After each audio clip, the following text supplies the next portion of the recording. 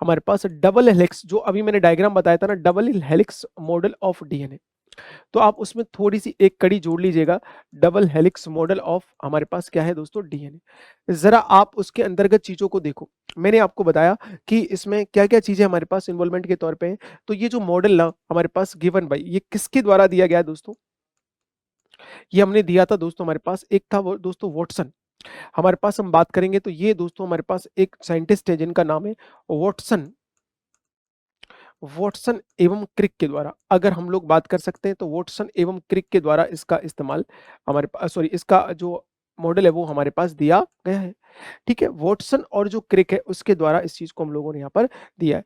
अब सवाल ये है हमारे जहन में कि इस मॉडल के अंतर्गत जब देख सकते हैं, इसके लिए इनको ना 1953 में नोबेल प्राइज भी दिया गया है।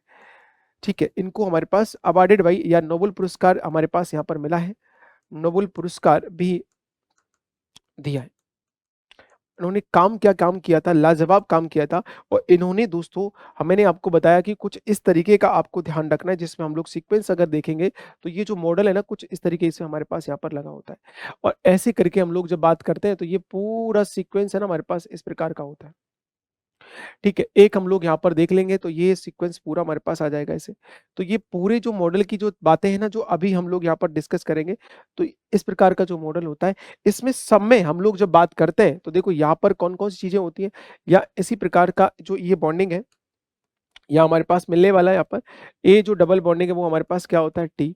हमारे पास जी ट्रिपल बॉन्ड क्या होता है, हमारे पास सी। फिर टी डबल बॉन्ड क्या होता है दोस्तों, ए। हमारे पास सी ट्रिपल बॉन्ड क्या हो जाएगा, जी। फिर ए डबल बॉन्ड क्या हो जाएगा हमारे पास, टी। वापस से टी डबल बॉन्ड ए, हमारे पास सी ट्रिपल बॉन्ड हमारे पास क्या है, जी। जी ट्रिपल बॉन्ड क्या है, सी। हमारे पास टी डबल बॉन्ड क्या है, ए डबल बॉन्ड क्या है हमारे पास, टी। तो ऐसा सीक्वेंस होता है, और यहां से लेकर के यहां तक की मैं बारी देखता हूं तो दोस्तों उसको नाम हम क्या देते हैं दोस्तों, ये वन कॉइल होती है। इसको हम क्या कहते हैं, एक कुंडली बोलते हैं। ये एक कुंडली है, यहाँ से लेकर के यहाँ तक की जो लंबाई है वो हम लोग यहाँ पर डिफाइन कर लेंगे। ये क्या है हमारे पास, एक कुंडली है। ये क्या है हमारे पास, एक कुंडली है। ठीक है, एक तो ये हमको ध्यान रखना है। दूसरा, आप देखोगे इस कुंडली की जो लंबाई है, यहाँ से लेकर के यहाँ तक जो इसकी लंबाई दी गई है, ठीक है, अगर आप लोगों से कुछ पैरामीटर्स को लेकर के यहाँ पर बात करेंगे तो इस कुंडली की जो यहाँ पर कुछ पैरामीटर्स को लेकर के मैं बात कर रहा हूँ इस तरीके से, इसकी कभी भी लंबाई की मैं बात करता हूँ दोस्तों, तो इसकी लंबाई जो होती है वो हमारे पास 34 एंगस्ट्रॉम होती है। ठीक है, अगर आप इसको नैनोमीटर में लिखोगे तो 3.4 हमारे पास नैनोमीटर आ जाती है निकल करके। ये पैरामीटर आप लोगों से पूछे जा सकते हैं। दूसरा, इसमें कुल जो नाइट्रोजनी क्षार होते हैं, कुल जो हमारे पास नाइट्रोजनी जो बेसिस है, हम लोगों से पूछे जाए तो अब देखो, एक हमारे पास कुंडली में इसमें कितने, पांच, इसमें कितने, पांच, एक दो तीन चार पांच, एक दो तीन चार पांच, तो टोटल कितने होते हैं हमारे पास, 10। तो ये टोटल जो हमारे पास कोडिंग दी गई है, जिसको आपको समझना है, आगे जो सवाल हमसे पूछे जाते हैं, तो हमारे पास ये कितने होते हैं दोस्तों, 10 होते हैं। टोटल कितने होते हैं, 10। एक तो आपको याद रखना है।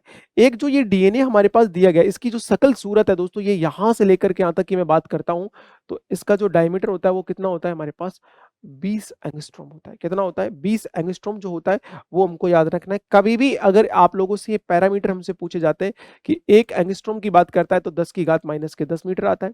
अगर मैं एक बात करूं दोस्तों, एक हमारे पास चीजें दी गई हैं कि 1 नैनोमीटर आपको लगाना है, तो आप याद रखना 1/10 हमारे पास क्या है दोस्तों, क्या हो जाना, हमारे पास क्या हो जाना, एंगस्ट्रॉम, नहीं सॉरी, एक एंगस्ट्रॉम की मैं बात करूंगा तो एक एंगस्ट्रॉम बराबर 1/10 नैनोमीटर। ठीक है, जैसा सवाल हमको कहा जाए हम वैसा चीजों को आंसर करने में समर्थ है। ऐसा मैं आपको यहाँ से बना के भेजूंगा अच्छे से। और एक दोस्तों हमारे पास दो लगातार, जैसे मैंने कहा टोटल दूरी कितनी है, 34। टोटल रहने वाले कितने हैं हमारे पास, 10। दो के बीच की डिस्टेंस देखूंगा तो 34 डिवाइडेड बाई कितना हो जाएगा, 10।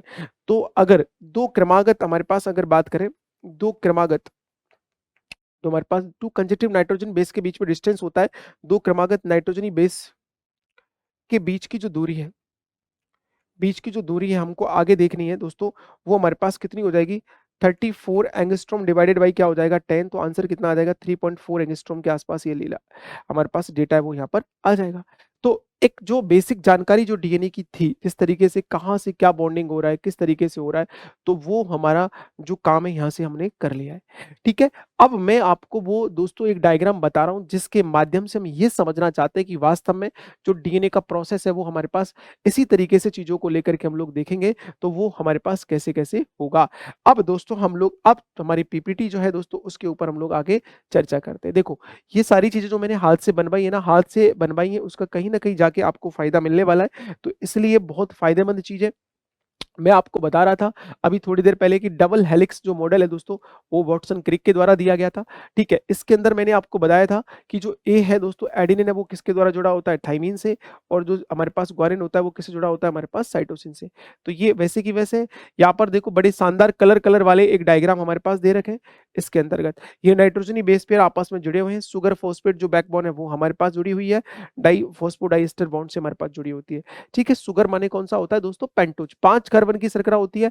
सेम यहाँ पर भी एक हमारे पास मेजर ग्रुप होता है जो बड़ा वाला होता है, एक हमारे पास क्या होता है छोटा, जो हम लोग पूरा काउंटेड करते हैं। ठीक है, एक छोटा होता है, एक हमारे पास बड़ा होता है।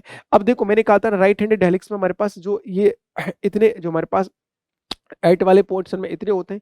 पिच मतलब होती है दोस्तों इनके बीच की जो हमारे पास टर्निंग है, मतलब एक के बीच की जो दूरी होती है, दो के बीच में हम लोग यहाँ पर देख लेंगे पूरी जो कुंडली की होती है। इतने हमारे पास इतने न्यूक्लियोटाइड, क्योंकि ये दोस्तों क्लॉकवाइज रोटेशन देता है, क्योंकि डीएनए एक्चुअल में 5 प्रकार के होते हैं, ए, बी, सी, डी और जेड। हम लोग बात करेंगे बीडीएनए के बारे में। अक्सर हमसे सवाल बीडीएनए का ही पूछा गया है, तो हम जो चर्चा करने वाले हैं वो किसके करने वाले हैं हमारे पास यहाँ पर। और इसके अंदर 2 हमारे पास मेजर ग्रुप होते हैं, एक मेजर होता है और एक कौन-सा होता है? माइनर। मेजर वाला हमारे पास बड़ा होता है, हमारे पास माइनर वाला क्या होता है? छोटा होता है। तो आप उसको उसी तरीके से याद रखें, जिसमें जो चीज़ें दी गई हैं हमारे पास एक मेजर में सेगमेंट में दिया गया है, एक माइनर में दिया गया है, तो हम लोग वहीं से जाकर के इसको कंप्लीट कर देंगे। ओके? तो ये दोस्तों हमारे पास जो चीज़ें दी गई हैं जिसके अंतर्गत हम लोग चाहते हैं कि डीएनए के रिगार्डिंग जो चीज़ें हम लोगों से पूछी जाती हैं, तो वो हम लोग यहाँ पर देख रहे हैं।